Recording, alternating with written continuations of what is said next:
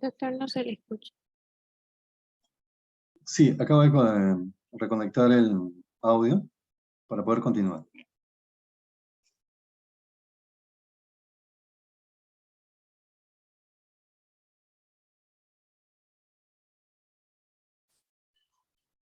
Bien, ahora sí continúo. Ya hablamos sobre la definición, prevalencia, eso iba. La prevalencia en hospitalización donde trabajamos, así como seguramente en disnatremia, en hiponatremia, han visto que en hospitalización, hospital general, la causa más frecuente es el CIJAR, secreción inapropiada de hormona antidiurética. Así también tenemos que ver qué causa es más frecuente en hospitalización, la causa más frecuente de hipocalemia. Y lo están viendo acá, pérdidas gastrointestinales, uso de diuréticos lejos, las tiacidas, e hipomagnesemia. Quedemos con las dos primeras. Causas más frecuentes de hipocalemia y hospitalización, pérdidas gastrointestinales, sobre todo diarrea aguda, y el uso de tiacidas. Vean la prevalencia en las salas de medicina interna, 16,8%, incluso en la primera hospitalización. Las tiacidas son diuréticos suaves, ¿verdad? Diuréticos distales suaves, pero si tú lo comparas con un diurético potente, que son los diuréticos de ASA, los que producen mayor hipocalemia son las tiacidas, mucho más que los diuréticos de ASA, y eso explicaré luego. La diálisis peritoneal también es otra causa frecuente. Ahora, la clasificación de hipocalemia, leve, moderada y severa, es hasta 3 leve, moderada hasta 2,5 y menos de 2,5, seguramente ya están escuchando hablar a sus docentes, profesores, que cuando hay hipocalemia se le hacen los famosos retos de potasio, retos séricos, seguramente están escuchando. Pero lo que quisiera es que correlacionen esta disminución de estos grados de hipocalemia, de la disminución del potasio sérico, podemos correlacionar con la disminución del potasio corporal total. Si está en hipocalemia leve, ya hay una disminución, como pueden ver acá en el cuadrito, de 100 milicalentes. Si están en hipocalemia moderada, o sea, hasta 2,5, entre 100 y 200. Y si es severa, hasta más de 300. O sea, ¿para qué sirve esto en la práctica clínica? Para ver cuántas ampollas. Acá podemos usar para los retos ampollas de cloruro de potasio al 20%. Una marca conocida es el famoso Calium, que trae 27 milicalentes. Saquen la cuenta, ¿cuántas ampollitas van a necesitar para los retos de potasio? Es algo que ya van a aprender mejor cuando hagan medicina interna. Solamente es una pincelada. Vamos ahora al cuadro clínico. ¿Qué presentará? ¿Cómo yo voy a reconocer, así como haciendo un paralelo con la hiponatremia? ¿Cómo reconoces que tu paciente tiene hiponatremia? Porque tienen como órgano blanco el cerebro, porque tiene alteración de la conducta, porque tiene un síndrome confusional agudo. Por ahí la sacas, que puede ser hiponatremia. En cambio, en hipocalemia es diferente. Aquí más bien hay dos órganos blancos, el corazón y también el sistema neuromuscular. Si el paciente se va a quejar de que hay palpitaciones, disnea también, que te hace ver que está presentando una arritmia, o también debilidad neuromuscular. Y es una debilidad que en grado extremo, compañeros, en grado extremo, y no les voy a mentir, una vez llegó un paciente trasladado del Instituto de Ciencias Neurológicas, llegó a emergencia, con tetraparesia, una debilidad de miembros superiores y miembros inferiores que había empezado, en miembros inferiores había ido ascendiendo, y estaba flácido, parecía un muñeco de trapo, flácido. Y lo enviaban al hospital con diagnóstico de síndrome de Guillain-Barré, una polineuropatía desmineralizante. Y no era Guillain-Barré. O sea, donde quiero indicarles es lo siguiente, que la hipocalemia severa puede simular un cuadro de polineuropatía autoinmune desmineralizante, o sea, un Guillain-Barré. Cuidado, cuidado. Vemos acá que a nivel cardiovascular, ya le dije lo que va a presentar, neuromuscular también, las parestesias, sensación de hormigueo, calambre, corriente eléctrica en las piernas, asociado a debilidad, que también se presenta en el síndrome de segunda neurona, como es el por Guillain-Barré. Y los reflejos van a estar disminuidos. Pero no solamente a nivel cardíaco y neuromuscular. Vean, en la esfera renal puede presentar poliuria y polidipsia, secundaria a la alteración de la función a nivel de los túbulos renales. Metabólicas, alcalosis metabólica. Eso sí, eso tienen que tener presente. La hipocalemia que lleva, ¿qué disturbio ácido-base? Lleva alcalosis metabólica. ¿Y la alcalosis metabólica qué lleva? ¿A qué trastorno hidroelectrolítico? A hipocalemia. Y así es un círculo vicioso. Luego voy a explicar por qué. ¿Por qué la hipocalemia lleva alcalosis metabólica? Y en el sistema nervioso también, pero aquí ya estamos hablando ya de grados severos.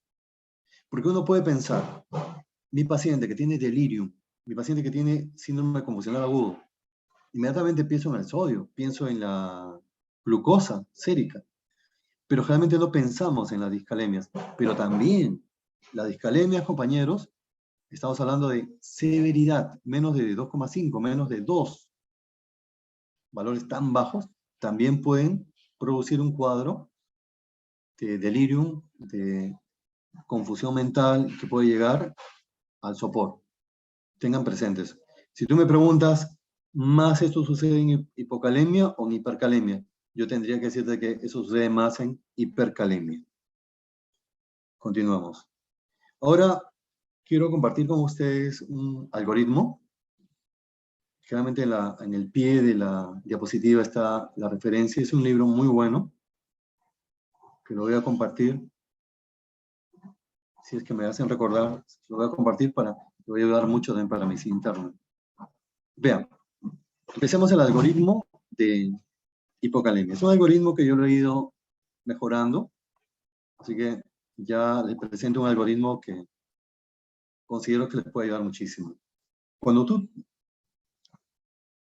planteas, desde el punto de vista clínico, que un paciente puede tener hipocalemia, dosas el potasio en este caso, y demuestras que es hipocalemia. Bien. Una vez que has demostrado que es hipocalemia y visto el grado de esta hipocalemia, tienes que hacerte 3 preguntas al inicio de tu algoritmo diagnóstico. 1. ¿Hay baja ingesta de potasio? Para ver si esto es carencial. Si está consumiendo menos potasio. Si tiene poca masa muscular. Eso es número 1. Que sea carencial. Es frecuente eso, sobre todo en gente muy mayor. La otra, ¿es una pseudo-hipocalemia? Esto sucede en el caso de leucocitosis severa, por encima de 100.000. ¿De qué estamos hablando? Estamos hablando de las leucemias. Pueden dar lugar a falsas hipocalemias. Y luego lo que es más frecuente, y que tiene que estar al inicio de tu algoritmo, es ver si hay redistribución de potasio. Por ahí tienes que empezar. Y lo que yo siempre les sugiero, ya en clases anteriores, cuando ustedes identifiquen un problema y lo están delimitando, para plantear etiología, lo primero que tienen que hacer es preguntar qué medicamento se está tomando, porque de repente ahí está la causa. En este caso, ¿qué medicamento sería? Puede ser que esté recibiendo en aerosol beta-2 agonistas, porque ustedes saben que los beta-2 agonistas, las catecolaminas, estimulan la bomba de sodio-potasio y meten potasio al intracelular. O sea, un efecto secundario de los inhaladores beta-2 agonistas es la hipocalemia. Entonces, preguntar si está recibiendo de manera inhalada los catecolaminas como las que he mencionado, por ejemplo. Otra es el mismo estrés. El estrés físico, el estrés emocional también puede llevar a la redistribución del potasio. Y el catabolismo. Listo. Una vez que, luego voy a ampliar un poquito lo que les estoy mencionando. Una vez que has mencionado, formulado estas 3 preguntas y la respuesta es negativa, ya puedo seguir avanzando. Pero quiero ampliar lo que le decía, lo anterior. Vean, ¿qué causas tenemos de redistribución? El potasio se esconde, se mete en el intracelular. Y tiene acá, no voy a mencionar todo, solamente voy a resaltar lo que me parece más importante. Decía, si hay signos adrenérgicos o si no hay signos adrenérgicos. Si no hay signos adrenérgicos, tienes el rápido anabolismo. La parálisis periódica familiar. Son enfermedades ya familiares. Y la parálisis periódica esporádica. Sin entrar tanto en detalle. Si hay signos adrenérgicos, además del estrés, fármacos. ¿Qué le dije? Las catecolaminas. ¿Qué otro puede ser? La insulina también. La insulina porque estimula la bomba de sodio potasio y mete potasio a la célula y saca sodio. La parálisis periódica tirotóxica. Eso sucede en pacientes con hipertiroidismo, sobre todo de ascendencia, las personas de ascendencia asiática. Ellos hacen un bajón periódicamente del potasio y genera este cuadro llamado parálisis periódica, porque cada vez que se le baja el potasio, tienen la paraparesia, la disminución de fuerza en las extremidades inferiores. Y acá, siguiendo con los medicamentos que producen redistribución del potasio, además de las catecolaminas, de la insulina, están los antagonistas de calcio, el nifedipino, amlodipino, anestésicos como la lidocaína, etcétera, etcétera. Bien, ahí amplié un poquito sobre la redistribución, que como dijimos, como han visto en la lámina, puede ser, si el paciente tiene signos adrenérgicos, tales causas. Si no tiene signos adrenérgicos, tales causas también. Pueden repasar la lámina anterior. Pero debo continuar. Sin esas 3 preguntas que están viendo, las que he mencionado en letra negrita, la respuesta es no, paso a dosar potasio urinario. Tengo 2 posibilidades. Que la hipocalemia puede ser por pérdida extrarrenal o por pérdida renal. ¿Cómo utilizo el potasio sérico? No, el potasio urinario en este caso. Si es menor de 20, la pérdida es extrarrenal. Y si es mayor de 20 milicalentes por litro, la pérdida es renal. También en el grupo de pérdida extrarrenal, le puedo asociar, le puedo añadir ahí a los pacientes, a las personas que han estado recibiendo diuréticos días anteriores y que han desarrollado hipocalemia. Ahí, en esta columna, los voy a incluir. Bien, vamos primero, hipocalemia por pérdida extrarrenal. Necesito tomar una muestra de sangre arterial para ver los gases arteriales, pero en este caso, cómo está el pH. Y tengo 3 posibilidades. Que el pH esté disminuido, que haya una acidosis metabólica, pero una acidosis metabólica no que en el anion gap aumentado, sino con el anion gap normal. Es la que se conoce como acidosis metabólica hiperclorémica, con anion gap normal. O puede ser que el pH esté normal o que esté aumentado, alcalosis metabólica. ¿Ven? Esa clasificación va a depender del pH sérico. Te vamos con la primera. Hipocalemia por pérdida extrarrenal por o con acidosis metabólica hiperclorémica. La causa, lejos acá, es diarrea aguda, sobre todo infecciosa, aguda. ¿Cómo sabes que la diarrea aguda es infecciosa o puede ser la probabilidad que sea infecciosa si el paciente no tiene fiebre? Es porque cursa con dolor abdominal y las cámaras diarreicas son por lo menos más de 3 veces al día. Entonces, por ahí la sacas, que esta diarrea aguda es de etiología infecciosa. Y vean acá, un dato adicional. Por cada litro de diarrea se pierde 50 milicalentes por litro. Por eso que las sales de rehidratación oral, Futrifex, Electroral, que ustedes de repente conocen, traen 50 miliequivalentes por litro. El pH normal, en este caso sudor excesivo en pacientes con hipertiroidismo, por ejemplo, con alcalosis metabólica, son los que pacientes que están vomitando, que tienen zona nasogástrica con drenaje a gravedad, que está ahí constantemente varios días con la sonda drenando hacia una bolsa colectora. Y acá dan otro dato adicional, que por cada litro de vómito se pierde hasta 10 milivalentes de potasio, mucho menos que la diarrea. Y ahí incluimos el uso remoto o sea, el uso anterior de diuréticos. Ahora nos vamos a la hipocalemia de etiología renal, por pérdida renal. Vean, aquí vamos a utilizar dos parámetros, la presión arterial y el volumen plasmático efectivo. Y tengo en base a esto dos posibilidades. Uno, que estén aumentadas, y dos, que esté normal o baja. Vamos primero por el grupo donde la presión arterial y el volumen plasmático efectivo está normal o bajo. Bien, necesito de todas maneras el AGA para ver el pH sanguíneo. Y hay acá dos posibilidades, que tenga acidosis metabólica o que tenga alcalosis metabólica. Y si tiene acidosis metabólica, veo o con anion gap aumentado o con anion gap normal. ¿Cuál sería la causa de hipocalemia de etiología renal o por pérdida renal con disminución del volumen plasmático efectivo y con acidosis metabólica con anion gap aumentado? Cetoacidosis diabética. Por la diuresis osmótica se pierde volumen y se pierde potasio.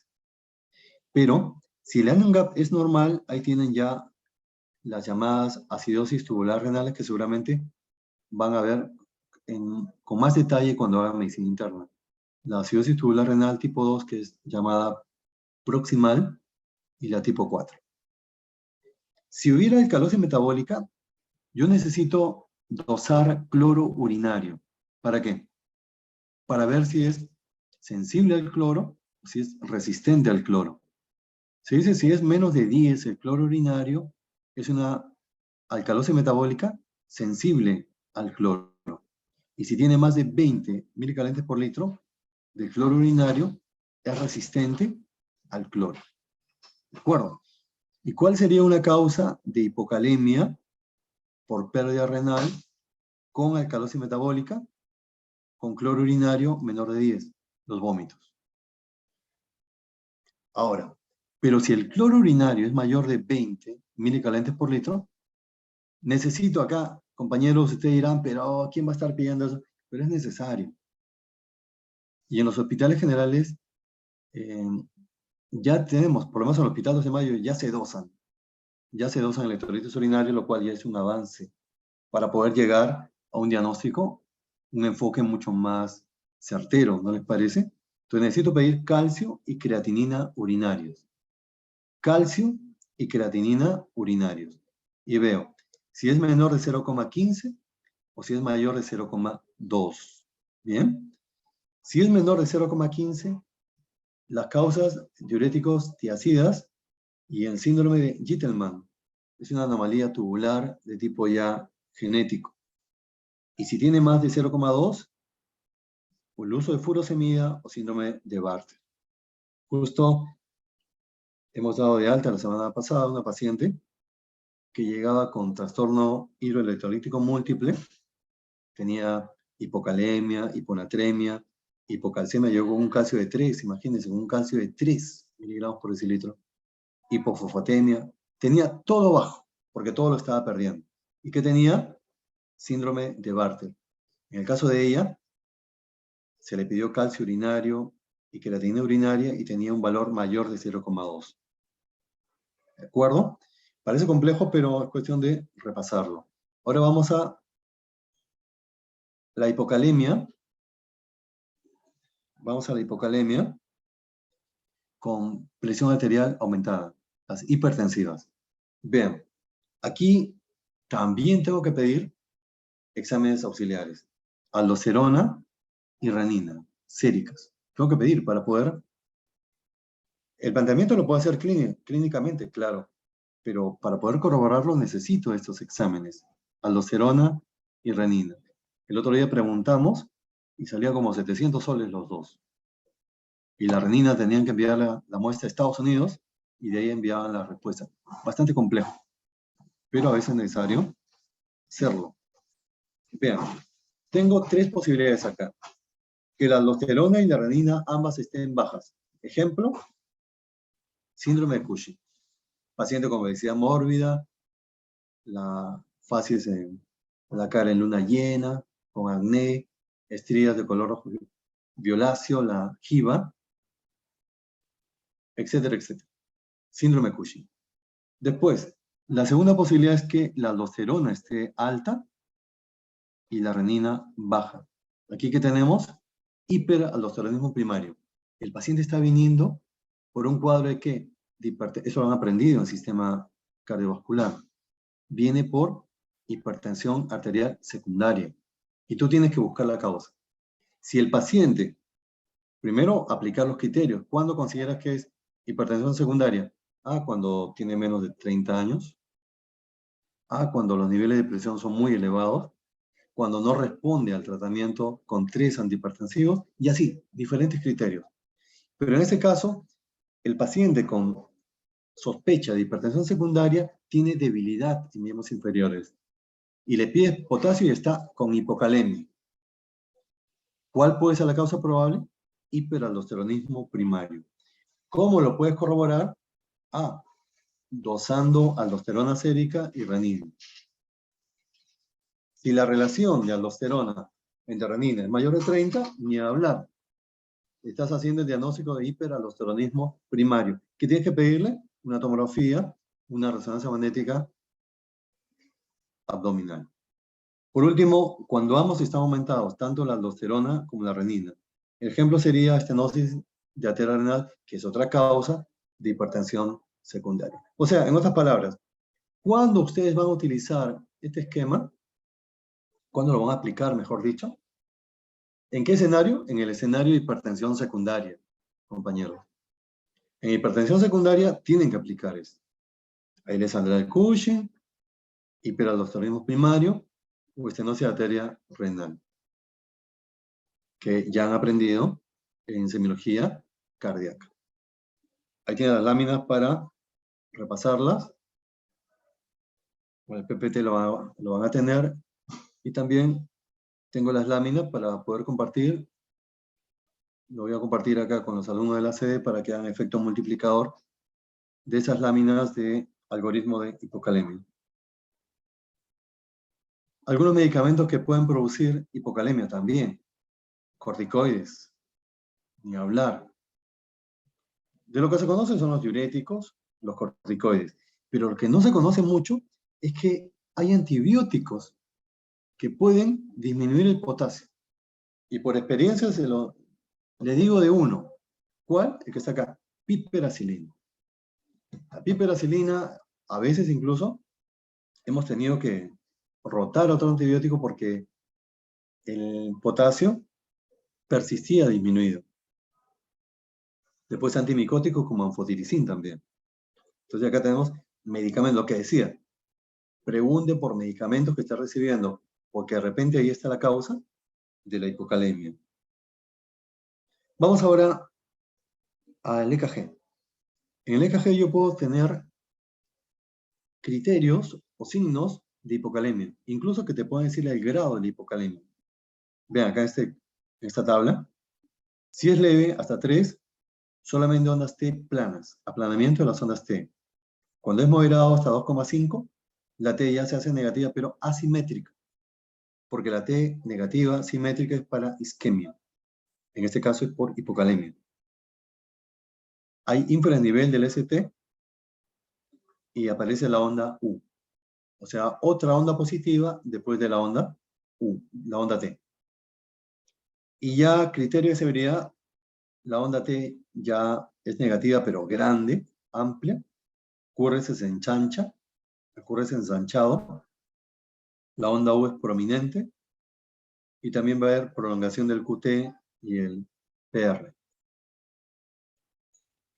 O sea, si tú no tienes para dosar potasio, es el ejemplo clásico de estás en el CERUNS y no tienes para dosar potasio, pero tienes ahí a la mano un electrocardiograma, Pídele el electrocardiograma.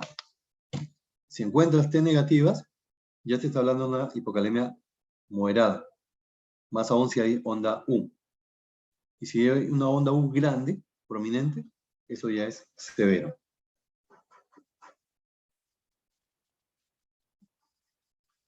¿Cómo hay que corregir el potasio?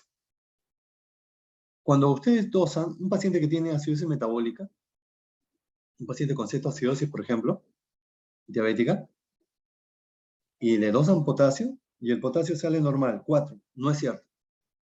No es verdad. Porque el potasio, lo real es que está disminuido. Porque el potasio hay que corregirlo en función del pH. Les explico. Por cada 0,1 que disminuya el pH, sale al intravascular 0,6 milicalentes, que eso es lo que tengo que restar. Vamos a un ejemplo. Paciente diabético con potasio de 4 y pH disminuido, 7,2. ¿Cuál es el potasio real? Veamos. Acá hay una fórmula. Potasio corregido. Es igual al potasio medido menos 7,4, que es el valor promedio del pH, menos pH, por 10 por 0,6. Aplicando, sería 4, que es el medido, menos 7,4 menos el pH, que es 7,2, por 10, por 0,6, todo sale 2,8. O sea, este paciente que tiene un potasio medido de 4, ese valor no es real. ¿Por qué? Porque está en acidemia. Y ustedes saben que en acidemia hay redistribución de potasio. El potasio sale al intravascular en una situación de acidemia. O sea, este potasio que ha salido al intravascular, réstaselo. Réstaselo. ¿Cuánto ha salido? 7,4 menos pH por 10 por 0,6. Sería 4 menos esto, sería 2,8. O sea que no estaba normal. Estaba en hipocalemia. Si recuerdan eso, no pueden llegar a una conclusión respecto a hipocalemia si es que no tienen el pH. Tengan presentes. Pasamos ahora a hipercalemia. Hipercalemia puede ser una hipercalemia falsa, se llama facticia. Como se hacía antes cuando se tomaba la muestra con ligadura, se producía hemólisis en el tubo de ensayo y se liberaba potasio. Ya no ocurre eso, pero cuando hay trombocitosis, más de 1 millón de plaquetas, puede ocurrir una hipercalemia, una pseudo-hipercalemia. Luego, por redistribución. Este caso es todo lo contrario al que dijimos en hipocalemia. Acá, por el déficit de insulina, por los bloqueadores beta, va a haber poco estímulo para la bomba de sodio-potasio. Y se genera el potasio, no ingresa a la célula y aumenta en la sangre. La hipocalemia es leve hasta 6,5, moderado hasta 7,5 y por encima de este valor ya es severo. Acá tengo un gráfico de un paciente con ERC. Y en función de la disminución del filtrado glomerular aparecen las complicaciones. El punto de corte sería 30. O sea, cuando es ya grado 4. Cuando es grado 4 aparecen ya la mayor parte de complicaciones, que pueden ser anemia, acidosis metabólica, aumento de los fosfatos, disminución del calcio, hiperparatiroidismo secundario y lo que nos interesa, hipercalemia. Les muestro este gráfico para decir lo siguiente. A partir de qué grado de la RC ya espero que haya hipercalemia. Es a partir del grado 4. Punto de corte menos de 30. mililitros por minuto el filtrado glomerular.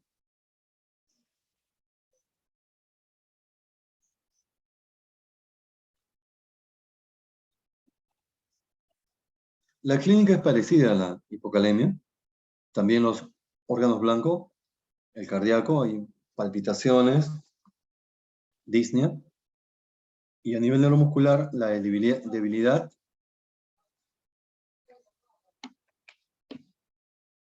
flacidez, las parestesis. Y parálisis con hiporreflexia. Como le dije, a nivel del sistema nervioso, es más fácil que una hipercalemia severa, mucho más que una hipocalemia severa, lleve a un cuadro confusional, lleve al paciente a sopor.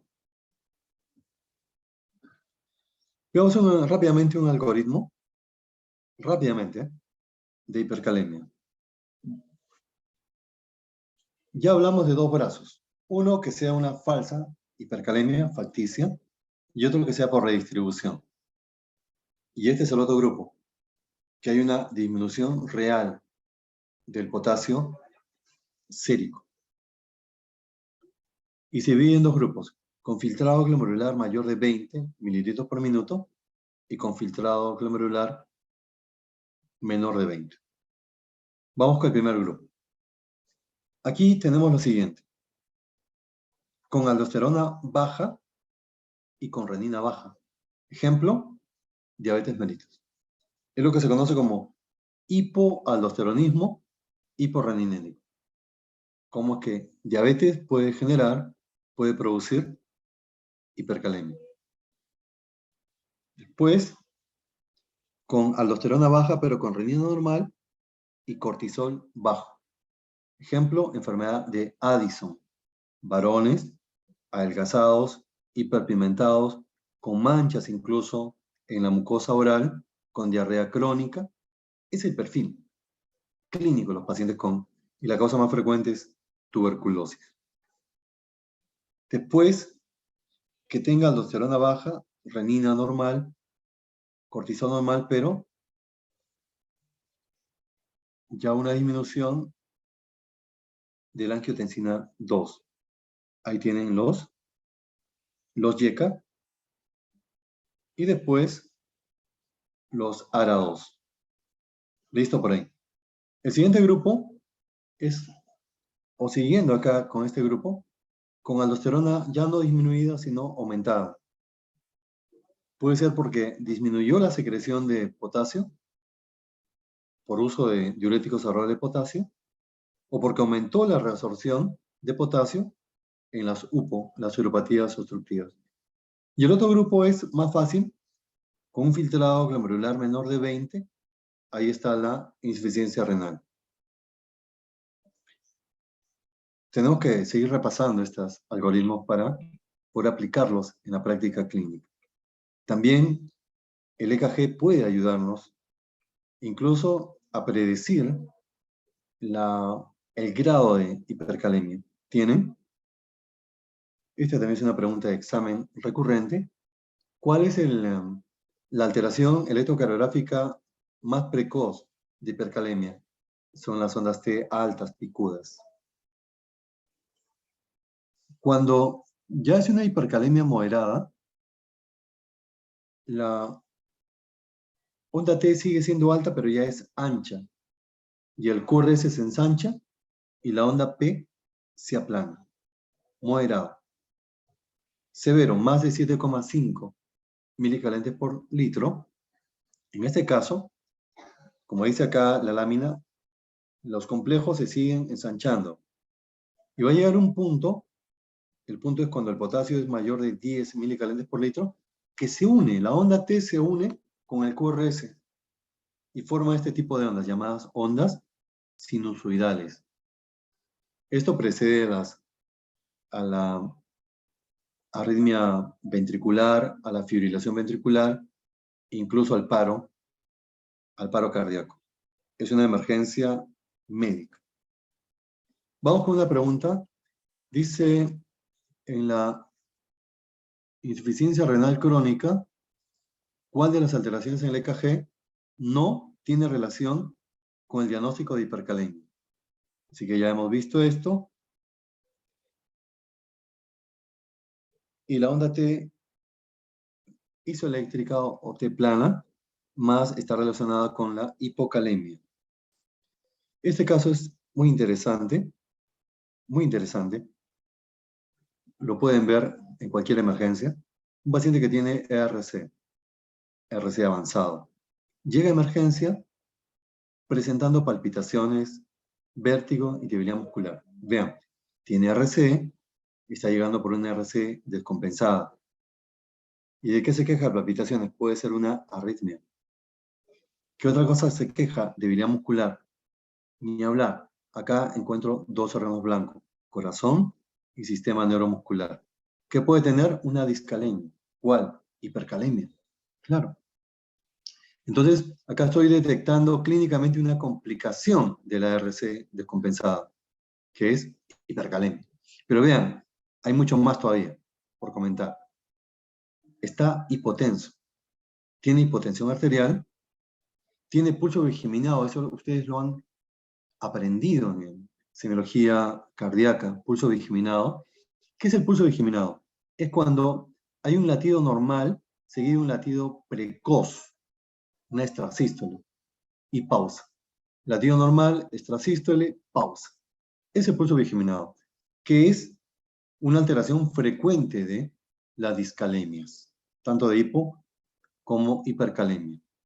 Pero vean lo siguiente, el paciente tiene tendencia a la bradicardia, está con 60 pulsaciones por minuto. Así que tomen nota de esto. Todo paciente con RC avanzada, descompensada y que llega a emergencia con hipotensión, con tendencia a la bradicardia, ¿qué diagnóstico tenemos de la complicación? Que es una hipercalemia severa. Ni vuelta que dar.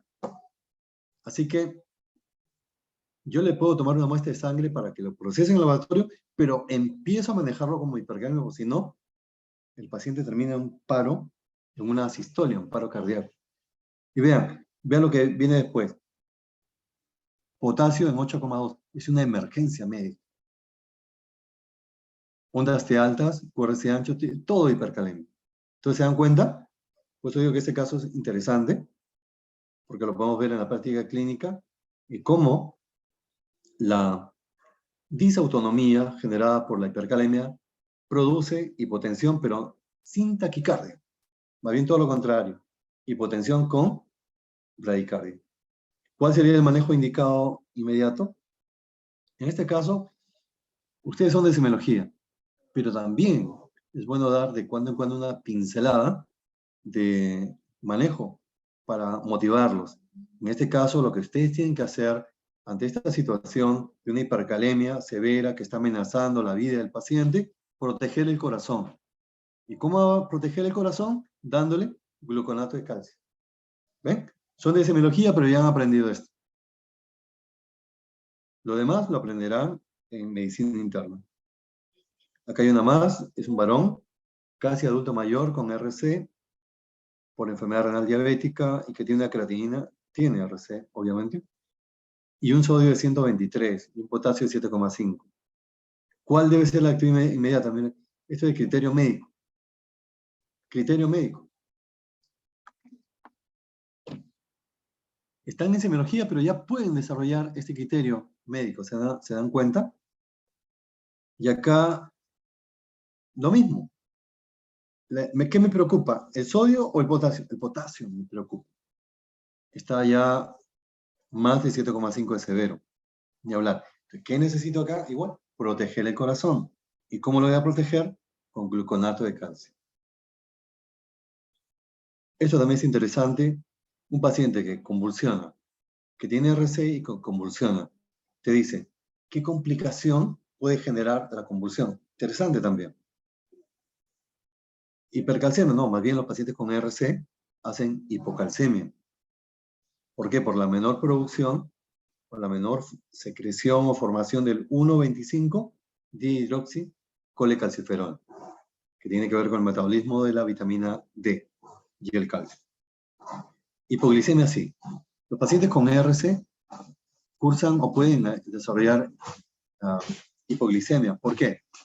Porque recordará por fisiología que hay dos órganos que metabolizan la glucosa, la insulina, perdón.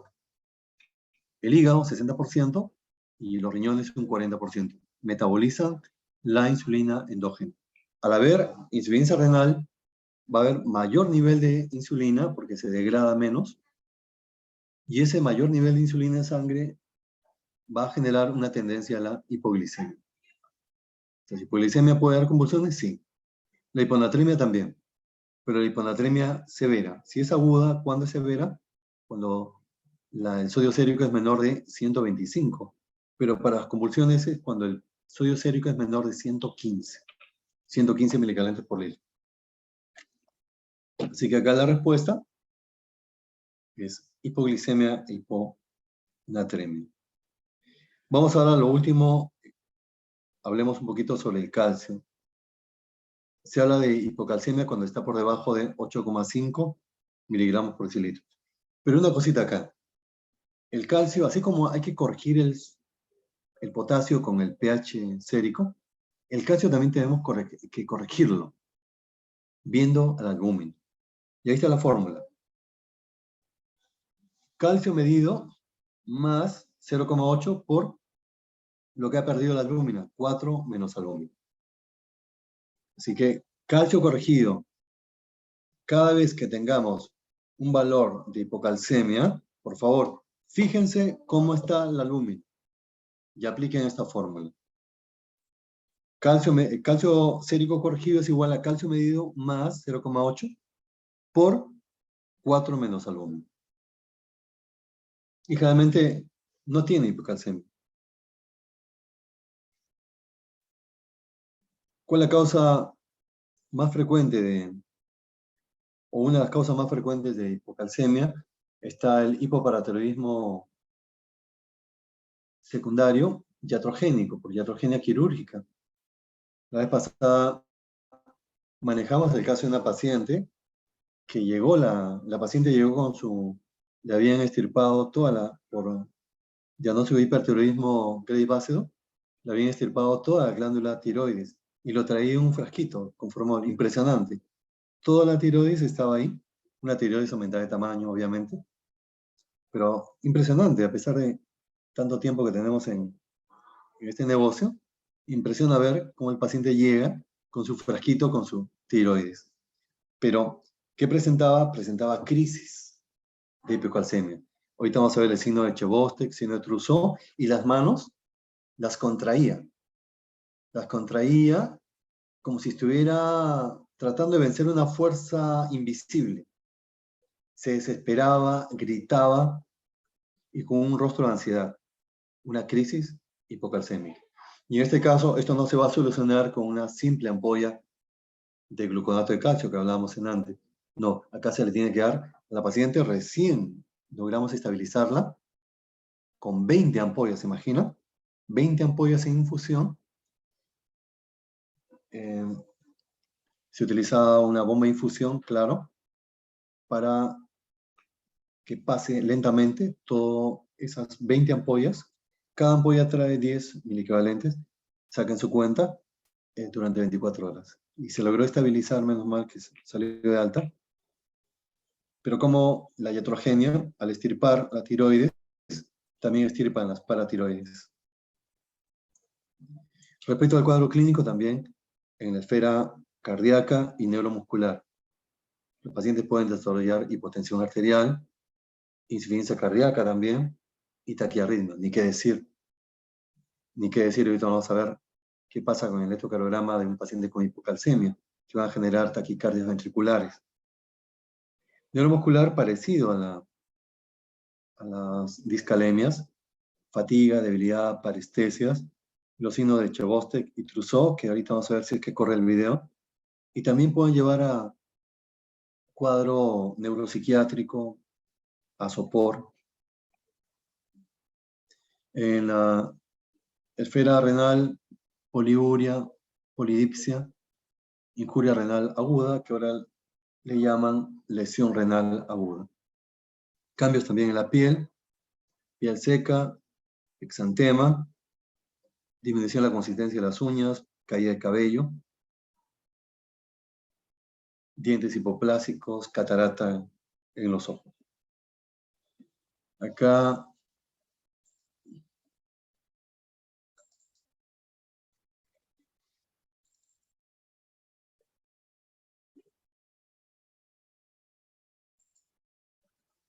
tenía el video de Chvostek y Trousseau.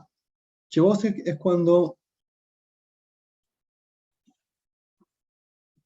le percutes la articulación temporomaxilar y contrae el macetero. Ese signo de Chvostek, este signo de hipocalcemia. Y Trousseau es cuando con el manguito del tensiómetro insuflas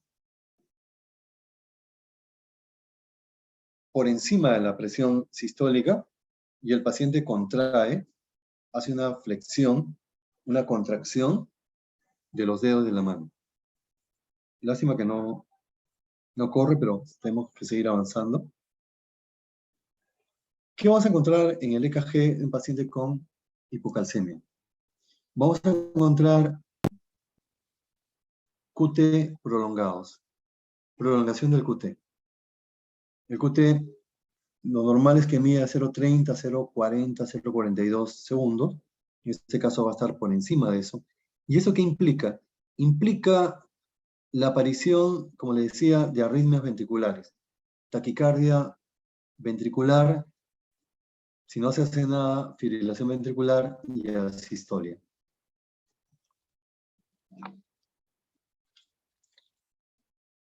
Finalmente, vamos a hipercalcemia, que es menos frecuente todavía. Por encima de 10,5 miligramos por decilitro de calcio. ¿Qué causas tenemos? Neoplasias malignas. Acá en hospitalización, que de cuando en cuando vemos hipercalcemia, una que es clásica es mieloma múltiple, donde hay lesión del hueso y liberación de calcio. Y esta hipercalcemia, ¿qué hace? Deprime el estado de conciencia del paciente. El paciente llega en sopor, generalmente con hipercalcemia severa. En otras oportunidades vemos que los pacientes que tienen hipercalcemia tienen metástasis ósea. ¿Y cuáles son los cánceres que dan metástasis al hueso? En el caso de las mujeres, el cáncer de mama, metástasis a hueso. En el caso de los varones, el cáncer de próstata. Y ambos tenemos el cáncer de pulmón. Y no se olviden de la endocrinopatía hiperparatiroidismo. Y en el caso de RC, ya saben que es secundario. Estamos hablando de hiperparatiroidismo primario. Tiene los grados moderados hasta 14,5 y por encima de este valor ya es severo. En la clínica, a diferencia de hipocalcemia que lleva a hipotensión, en este caso lleva hipertensión, hay un efecto inotrópico positivo, tendencia a la bradicardia. Neuromuscular, debilidad, fatiga, parestesias, pero también hay en la esfera mental, hay alteración, puede haber alteración del estado de conciencia, como le dije, el paciente puede llevar a sopor y puede incluso al coma por hipercalcemia, o sea, es también otra emergencia médica. A nivel renal, poliuria, diabetes insípida nefrogénica y la formación, obviamente, de cálculos. Gastrointestinal y ilio, esto me olvidé decir en hipocalemia, esperamos distensión abdominal con ruidos y ruidos abolidos, acá también. Ilio, náuseas y vómitos, estreñimiento, característico de la hipercalcemia.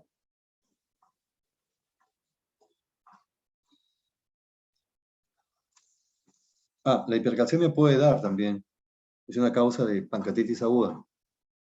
Ustedes saben que en el páncreas el calcio es bajo, calcio intracelular es bajo, porque el calcio alto puede llevar a desencadenar el proceso inflamatorio que se conoce como pancreatitis aguda.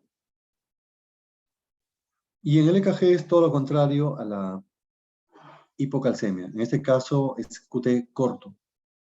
acortamiento del QT, como están viendo acá, está señalando la flecha, y que también esto lleva a la aparición de arritmias ventriculares. Creo que eso. Y también vamos a ver un compromiso de las tablas, de los huesos. Hay descalcificación, osteoporosis a nivel de los huesos largos.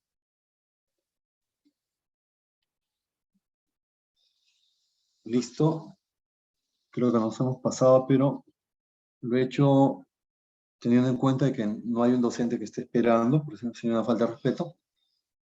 Así que, para poder terminar, esperamos las preguntas que tuvieran a bien hacer.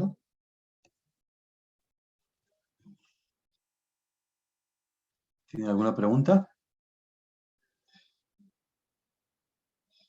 Bueno, no hay ninguna pregunta.